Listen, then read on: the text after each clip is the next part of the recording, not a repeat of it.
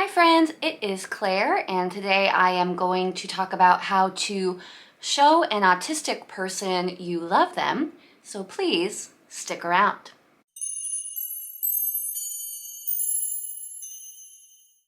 Hi friends, my name is Claire and this is my channel, Woodshed Theory. I make content about what it is like to live as an adult on the spectrum and whatever else feels right to me. So if that sounds good to you or not, please go ahead and subscribe to my channel and ring the bell so you don't miss any of my videos. Or do. I put out content 3 times a week and I would love to have you join our little community that we're building here, so thanks. So first things first, today I have a special guest. This is Benjamina Bunny. Benny is going through GI stasis again. I made a video about 3 months ago where she was going through GI stasis and we made it through. But over the weekend, I went out to let her out for the morning and check on her and my other rabbit, Timmy, and she was not moving at all. And she wasn't interested in any treats. And if you have a rabbit, you know that your rabbit, if they're not moving and they're not taking any treats, then it's pretty serious. So I took her straight to the ER vet because of course it was on a Sunday and she was in pretty bad shape. Her temperature was at 95 and anything below 99, they start getting worried about bunnies. So she has been hanging out with me for the past few days and it seems like she's gonna be okay. So say hi, Benny. Hi, guys. She's our little fighter.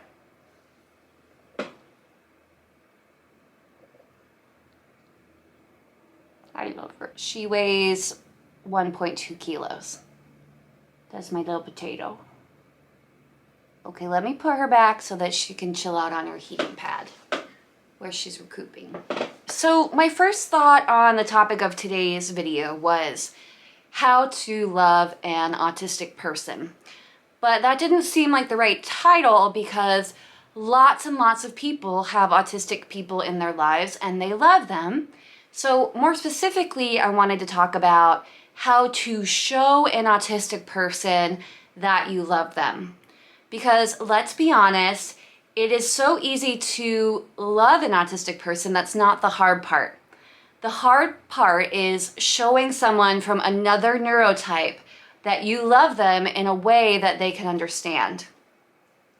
I think that this is a very important topic because a lot of neurodiverse people struggle to relate to neurotypical people, and the way that they show emotion or connect with others is just different.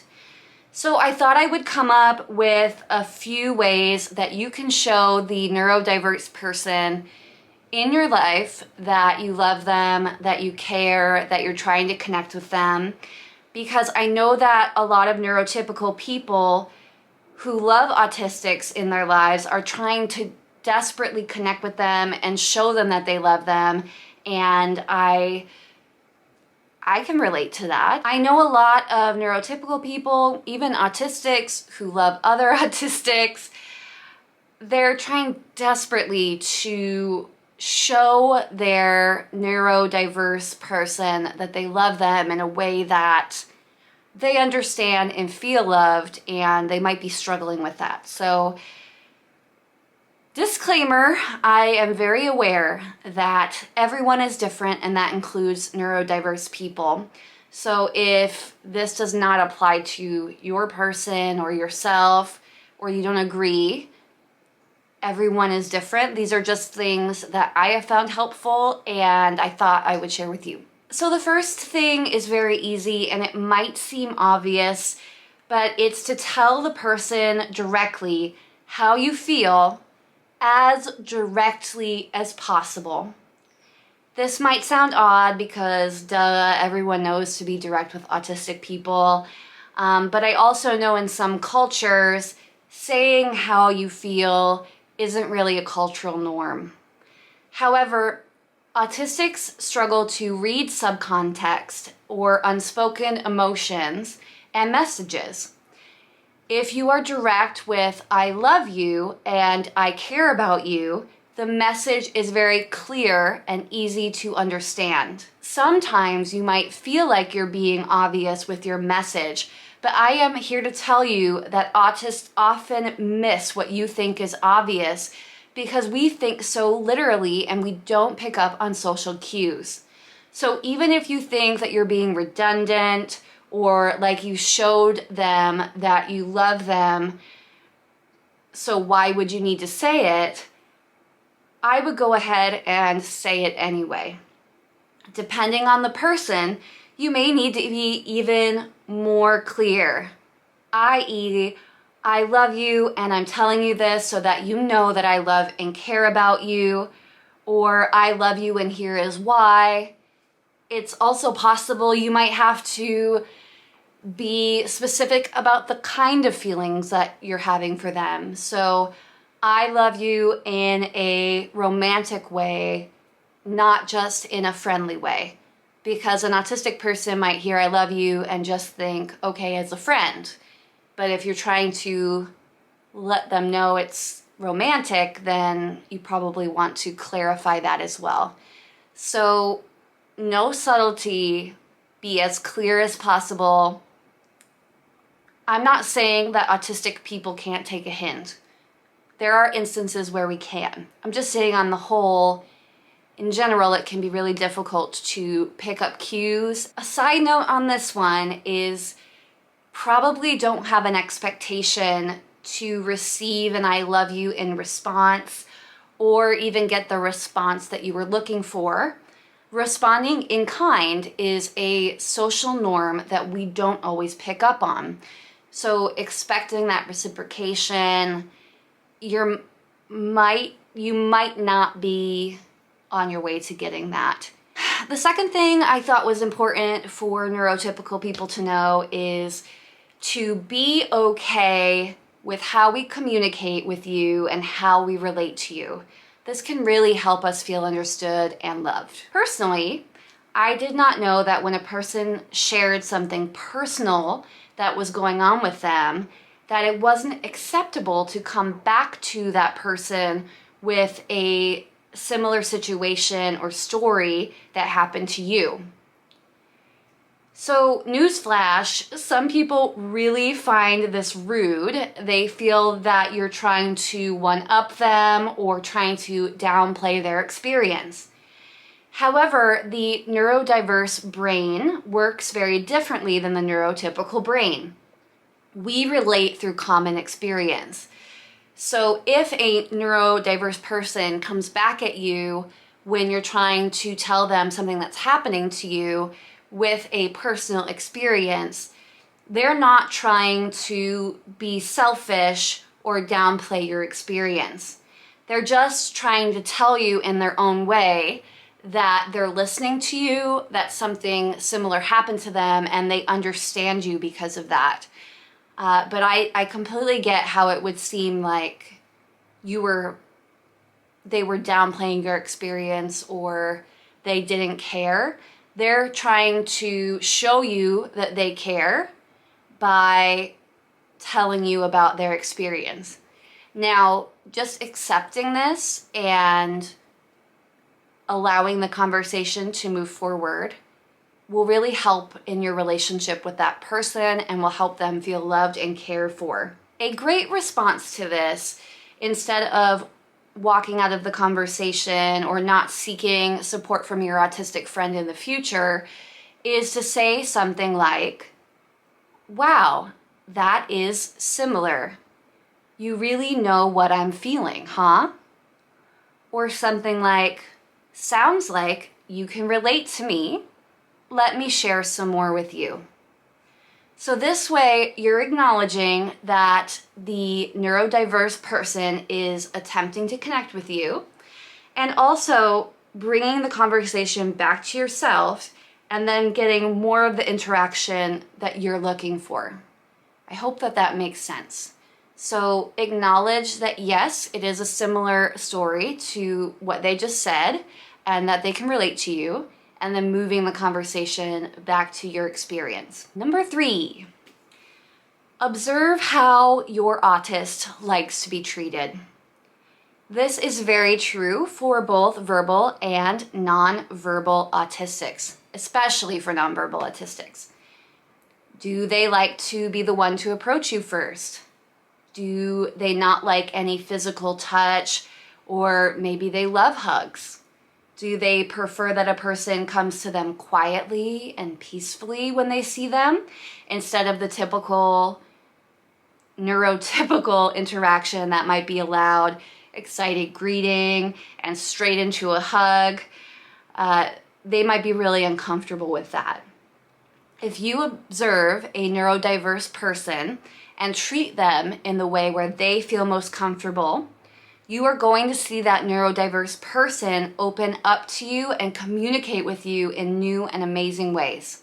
So instead of expecting a neurodiverse person to treat you like a neurotypical person, expect that a neurodiverse person will treat you how they're wired to treat others. And that might mean adjusting your expectations or actions. But yes, if you want to make an autistic person feel loved, observe how they behave and how they like to be treated and treat them in that way. My 4th and final thing that I thought would be very important to talk about, and I obviously couldn't make this video without talking about it, is special interests and autism. Of course, we're going to talk about this because as an autistic person, we are wired to love our special interests. One of the major attributes in autism is special interests and the ability to hyper-focus on those special interests. If you know an autistic person, this is one of the benchmarks of autism. If you notice that a person has very specific interests, tunnel vision, I'm not talking the normal, like, oh, I really like this stuff. I'm talking knowing minute details about the thing, focusing many, many hours into researching the thing, collecting the thing, special interests. As I've said before, these special interests can take any shape, but it should be clear to you fairly early on what that special interest is. Now, if you are trying to love a nonverbal person, which I want to point out because the nonverbal community needs love too, and they're a super important and valid part of our community, you can either ask somebody who is close to them what their special interests might be, or just spend some time observing what they enjoy. So, for example, you might notice that they love to watch a specific television program and they love to surround themselves with things from that television program. They might love a specific object or kind of object, and they might always be very soothed or happy when they're around that type of object. So just something to think about, that you need to observe what their special interest is sometimes. So what might showing them love concerning that look like?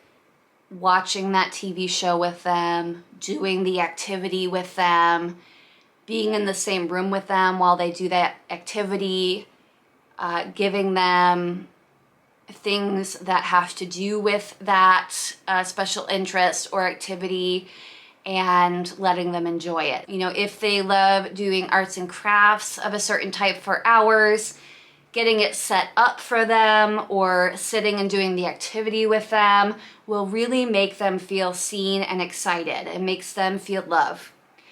If a person is verbal, asking them about their special interests and allowing them to info dump on you is also a great way to show them that you love them. When you're on the spectrum, when you are neurologically different, you learn to hide your special interests or at least downplay it, because you start to understand that people do not care about your special knowledge of something to the extent that you do.